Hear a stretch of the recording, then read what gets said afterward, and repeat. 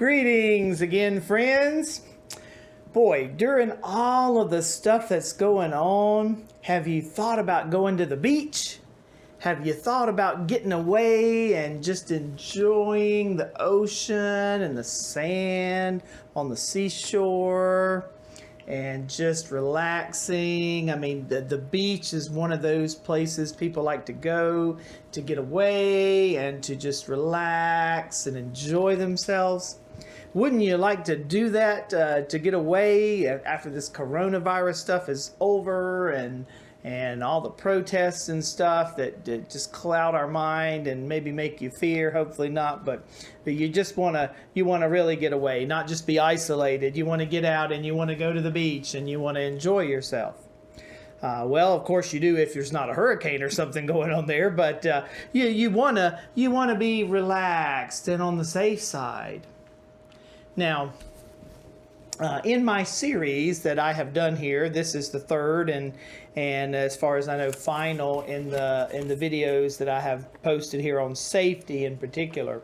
And again, this is a big issue in relation to what you decide to do or not do regarding this COVID-19 and what you decide to do maybe in any protest or whatever you do. I mean, safety is a big issue, and it can never be safe enough.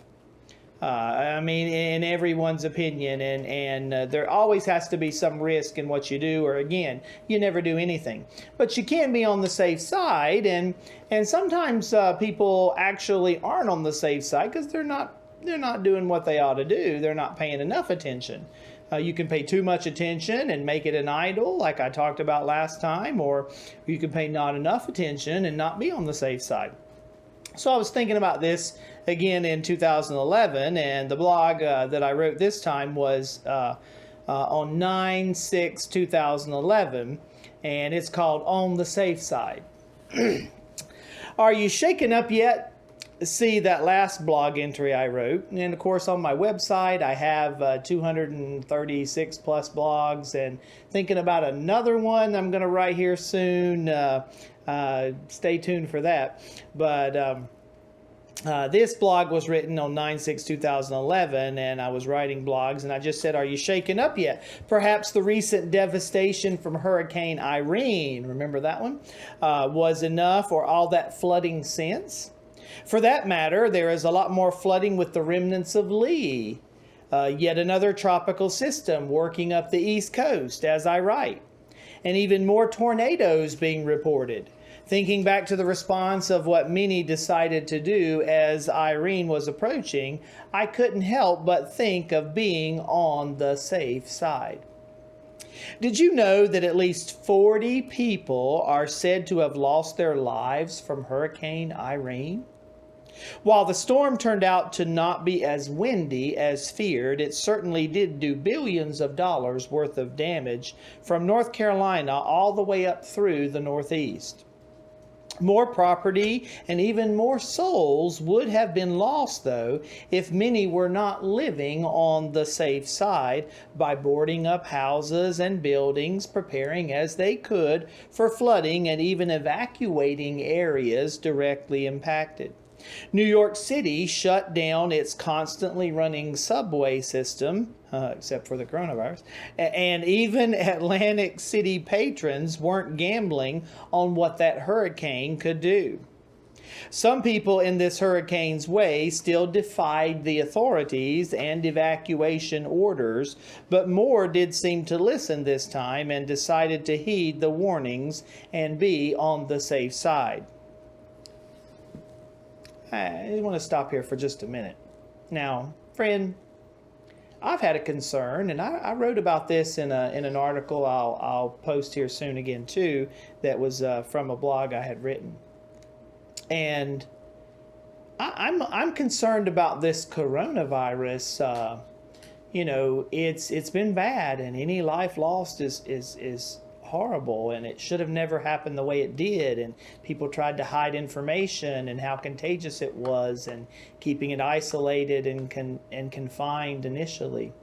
But I'm concerned that there's more of a rebellion that comes from all of the isolation where you don't see things getting worse and worse, and most hospitals aren't filled to capacity, and things aren't as bad as they've said, and projections aren't in the millions of deaths as had been models had said they would be. And so there's a danger, like there is in any hurricane when it's predicted to be horrible and it's not as bad. There's a danger of people just saying, well, I don't care, it's not going to be as bad as they say. So, I hope it won't be that people aren't taking advantage. I know some people are learning, not taking advantage, but learning from this, and that they will change and be more hygienically appropriate as they should, and just be more cautious about being around sick people and catching things, and be more cautious if you are sick to not be out there and causing any problems for other people. But look, we could cause problems where people rebel, and you've kind of seen that in some of these protests and the rebellion that seems to be out there, a hunger for that because they defy the authority. So you could have a lot worse problems from a rebellion by keeping people isolated so much, and I think you've seen some of that's gone on here. But if it doesn't turn out as bad as they say, then sometimes people defy the orders, and a lot of times that's when people are killed, when they defy those orders. So it's sad, but I'll go on here with this article. It was only about a month ago when the Virginia Tech authorities wanted to be on the safe side and issued an alert of a potential gunman on the VT campus again. Of course, news of this spread quickly around the globe, and people began to relive all the emotions and fears from that horrific 4/16/07 tragedy. The campus was even locked down for around 5.5 hours, and details, including a sketch of the alleged gunman, were released for the public awareness so that everyone could be on the safe side. Perhaps there was an overreaction, but officials wanted to be safe rather than being sorry for not acting quickly. Now, I'm not a fan of overreaction, but a victim. My personal tragedy and the separation between me and my family happened when religious and secular officials, under media pressure and scrutiny, wanted to be on the safe side and have me taken into custody for an evaluation. The lack of investigation and proper evaluation started that snowball or domino effect that has turned my world upside down. At least this did help drive me to write my book and all these articles that I'm writing. And it did change my life, and because I trusted God, I still went through the horrible tragedy and personal tragedy to myself and learned from it and have grown from it. And I want to share that with other people to help you learn and grow from things that I've learned going through things like this. And all that I write and that God shows me there.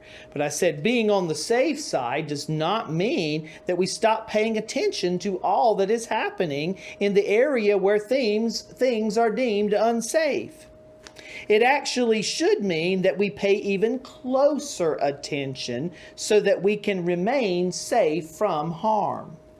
If we really are living on the safe side, would we not be free from fears? Actually, that is the only way I have kept from turning inward or acting out against others from all of the injustices I have faced. I know I am living on the safe side, so there is nothing else I really have to fear. Now, this was again in 2011. I had these involuntary commitments, and things happened to me, and wrong jail sentences that I was freed from when some information was known, but many things that I learned from that and things that shouldn't have happened, and I write about that more in my book. Now I say here, friend, do you see the spiritual truth that I'm talking about? Maybe you should review my 5/13/08 blog article, An American Idol Safety. And of course, if you're in this series, you might have just watched that.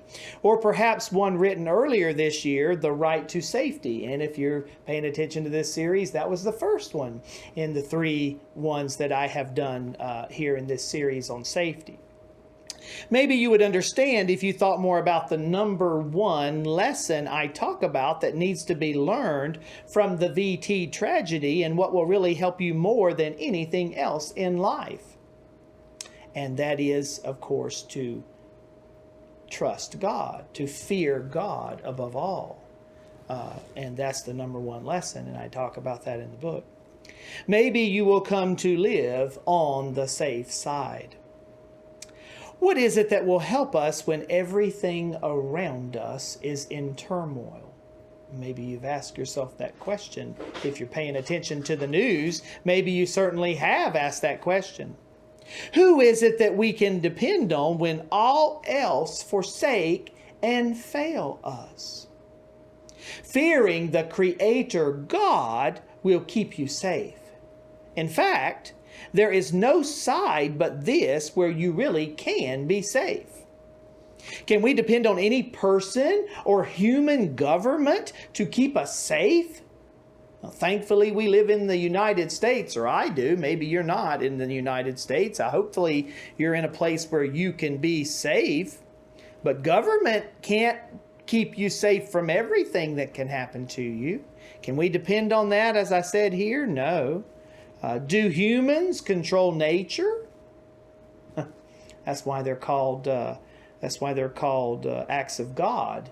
When there's a tragedy that happens in nature with a hurricane or tornado or flood or fire or something that happens through nature in that way.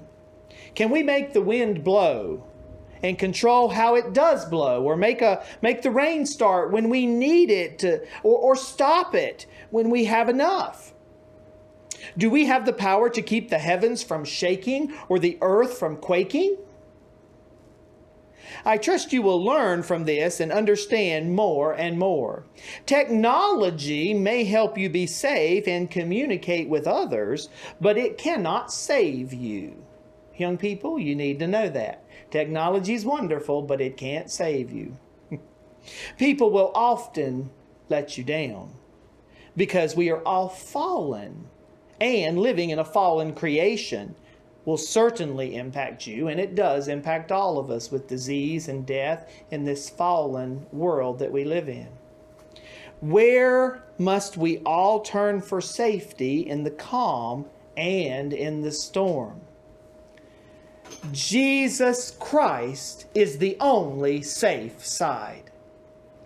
And friend, I hope you understand that and you believe that, and you have learned with me more about safety. And if you don't know Jesus Christ, you need to know who He is. You need to know that He is the Creator, and He's the one that became your Savior when He came and died on the cross and was buried, showing that He had died, and that He rose from the dead, showing He defeated death. And if you simply have faith in what He did for you, you can be saved eternally. Still living in the fallen world, still living with the old fallen nature that you'll have to deal with until you get the glorified body, until you get to heaven if you die. But friend, if you don't know Him, if you don't trust in Jesus, you will be punished for your sin because you choose to sin. Even though you're born a sinner, you choose to sin, and you'll be punished for your choices to sin against a holy God. And that'll be eternal separation in hell. So you best be on the safe side. You best be in with the I am, as I talk about in one of these videos. Friend, I hope you've benefited from this discussion of safety and that you are on the safe side. Share this video with other people. Like it and hit that notification bell when I get to the next video that I post, and subscribe to this channel, and you'll help me to be able to go forward, and comment to me if you want me to talk about a particular thing, and I look forward to being with you again next time.